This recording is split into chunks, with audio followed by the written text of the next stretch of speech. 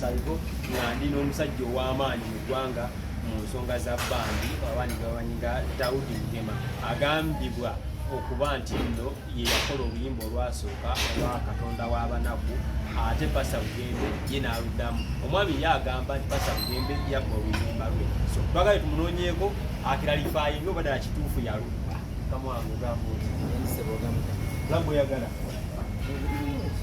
nga bakubba oluyimba nati mu Uganda omunafu taba na kike naye Omuganda agamba nti konkome bbi yabeera nannyini kigagi. Konkome bbi ye nannyini kigagi. So oluyimba lulwo kikyona kimbuuza oba ng'oli mu industry olwo oluyimba olwaneetuuma n'okuneetuuma nga n'atamanyi erinnya lyange nakuli oluyimba olwo ng'omuntu bw'abuuza Daudi Mugema Katonda abona kugamba oluyimba lwaneetuuma ebbanga lyonna nywani olwanya okubanga nfuuka Daudi Mugema naye ng'abantu bampetanga Katonda w'abanaku. Naye ate abantu basinga okugamba nti nno abiva mu maaki ebigambo bifaanagana olwa Katonda w'abanaku, naye paatisi endala zonna ne instruments engeri gye zitambulamu n'omudigido gwazo gwawukanira ddala. Kyakyogera abatayi music abatamanyi oluyimba kyebayita oluyimba kiba kigambo ng'okola oluyimba olwo bayita hook okitegera bulungi oba tayito y'oluyimba ompuliriza bulungi. Abantu bazze bayimba ebigambo eby'enjawulo nga kuba twabisanga ebisinga naye olwo n'ebigambo ebizze bikulyetingibwawo abayimbi. Ompuliriza bulungi. For example ng'oluyimba nti kapapaala kati mujja n'okiyimba automatically oba okopyoli kiwaani oli bwawulya kiwaani amanyiga Bobi Wine ebitasaagibwamu sikyaloozi eyo aba Eddie Kenzo. Ompuliriza bulungi nti ekitooke kipansalira ate yabaaluuna waliwo ennyimba abayimbi ze bakuba ne zibeetuuma. Oli bw'anaawulira for example olwolugamba Katonda w'abanaku teyeba olwono Katonda w'abanaku akola towulyaawukana kati ekyo yakyogerera bataligesitalinganko kati muralesibiga kuligesalinga ennyimba ezo kati nkulayira okakasa oluyimba lwange ya Pastor Bugembe agenda aligesalinga olwo babanamu ekyakati oluyimba olwo tebasobola bwagenda kubanga nakifuna ddanza kifuna 214 toyinza genda Uganda Katonda w'abanaku teyeba nolejalaga Katonda w'abanaku akola tekisoboka. Oli bw'abeera nga ye Sessaazi Fred omulala nga ye Fred Sessaazi agamanya gaba ganjawulo anti gwe bumpulirayo neesi ekyo okitegedde. So ate obudde buno Pastor Bugembe akole ki? Pastor Bugembe kyalina okukola nze nawulira ebintu ebyo dda naye neninda nga ye bwali omusumba maye ajja kuŋŋamba ntabaniga wali tutawaana nsonyiwa kyokka oyagala omusumba agambe sorry tomusumba baba kyogamba nti kati kyogamba li baliterulwe natwala obudde bungi okuyiya oluyimba abayimbi bayimba ebbanga tebafunanga oluyimba lwebamanyi nakamu.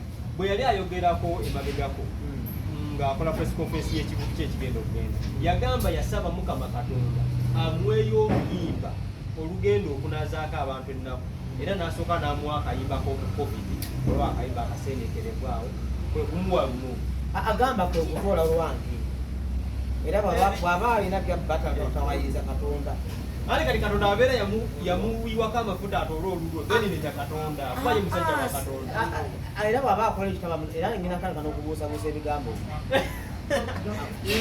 okitegeera omusajja wa Katonda anti bw'abanze bukyo bwe mbadde mutwala naye kati mbadde mwitalanga musumba yafuuse musumbuyi Pastor Bugembe nakyali musumba kati musumbuyi abanga akwata oluyimba lwange nalutwaludwazi bwatyo kubanga mu kuyimba naye akimanyi oluyimba batayitwa yimbamu oluyimba lwo nange ennyimba olwa Bugembe abantu bakakase n'ennyimba zaawula olina ekikusumbwa kimu ekikusumbwa kiri kimu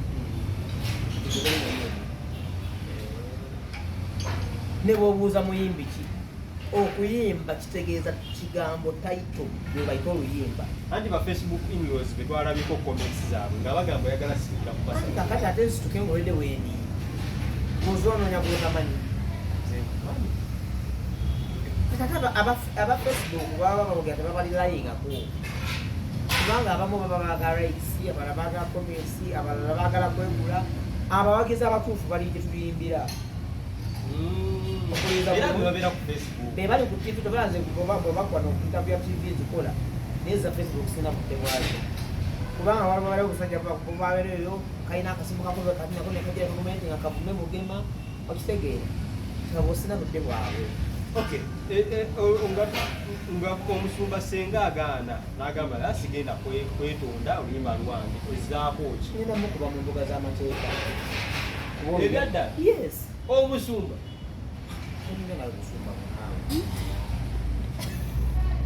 Omusumba kutegeeza nti mutwala bintu by'abantu bwereere. Mu Uganda teri muntu alwagulwa amateeka. Obusungu nga bungi.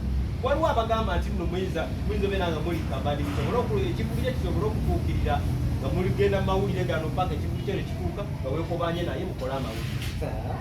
Ekyo si bwe kiri. Nze just kyenjagala ne bwagamba kati nti mu butuufu omwana oyo ansonyiwe kimala era wembikona naye bw'atakyogera mpaka mu kooti.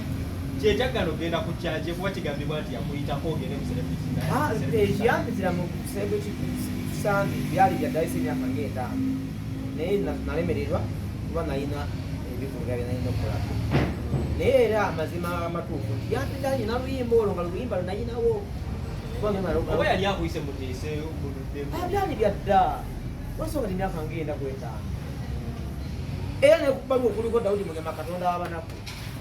Ng'era eva mu kyaki ye kati oba ekigambo lwaki yakiteekako. Yali akuyise muluddemu mwenda n'ogaana. Sigaanangako. Era kyeyandikoze ne kundi gwe nalabadde ajja ne bwe tandizemu bwe ffenna naye nange mutegeezaako okutegeeza kyokka. So twandiraba omusumba ng'ali mu kkooti agasimbaganye naawe. Yagenze dda. Omusajja wa Katonda ogera mudda. Nange ndi wa Katonda ate mbagenze neetonda. Obusungu nga bulungi. Anti abayimbi balina okukoma ejjoogo. Waliwo ekintu ekitambula mu Uganda wano kirina okukoma.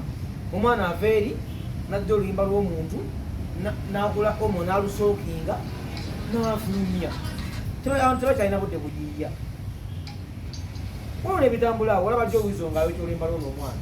Naye ng'ekyamazima ekituufu era omwana yayoza oluyimba lwalweki. So kati bw'anaakuyita ku Africana mu luyimbe mwenna. Nze Pastor Bugembe kyonna kyakola nga kirimu okwetonda. Sina mutawaana naye ngoma watali ekyo. Obufunze Pastor Bugembe vaayo weetonde. Ekyo yandibadde yakikoze dda. Naye musajja wa Katonda. Nze ndi wa sitaani. Kale nze ndi wa sitaani. Toli mutawaana naye nze oba ndiki oba siina kyendi naye oluyimba olwo zona lweyiyiza. Ekyo kigambo kyakulyetingibwawo nze. Tumbali Top TV. Bwera. Obusungu nga bungi. Waliwo abagamba nti nno muyinza beera nga muli kambali ekivuli kye kisobola okutuukirira nga muligenda mu mawulire gano mpaka ekivuli kyo ne kituuka nga weekobanye naye mukole amawulire. Ekyo si bwe kiri. Nze just kyenjagala ne bwagamba kati nti mu butuufu omwana oyo ansonyiwe kimala era wembikona naye bw'atakyogera mpaka mu kooti. Kyenjagala ogenda ku kyanje kuba kigambibwa nti yakuyitako ogende mu celebrity. Ekyambizira mu celebrity Sunday byali bya dayisi emyaka ng'etaano. Naye nalemererwa kuba nalina ebikolwa bye nalina okukolako. Naye era amazima amatuufu nti yantenda alina luyimba olwo nga luyimba lunayinawo. Oba yali akuyise muteese muluddemu. Byali bya dda. Wasooka emyaka ngenda kwetaano. Era nekubaliwo okuliko Dawudi Mugema Katonda w'abanaku. Ng'era eva mu kyaki ye kati oba ekigambo lwaki yakiteekako. Yali akuyise muluddemu mwenda n'ogaana. Sigaanangako. Era kyeyandikoze ne kundi gwe nalabadde ajja ne bwe tandizemu bwe ffenna naye nange mutegeezaako okutegeeza kyokka. So twandiraba omusumba ng'ali mu kkooti agasimbaganye naawe. Yagenze dda. Omusajja wa Katonda ogera mudda. Nange ndi wa Katonda ate mbagenze neetonda. Obusungu nga bulungi. Anti abayimbi balina okukoma ejjoogo. Waliwo ekintu ekitambula mu Uganda wano kirina okukoma. Omwana ava eri najja oluyimba lw'omuntu n'agula omo n'alusookinga n'afulumya. Tebakyalina budde bugiya. olwo nebitambula awo olaba jjo wizo nga ayita oluyimba lw'ono omwana naye ng'ekyamazima ekituufu era omwana yayoza oluyimba lwalwe. So kati bw'anaakuyita ku Africana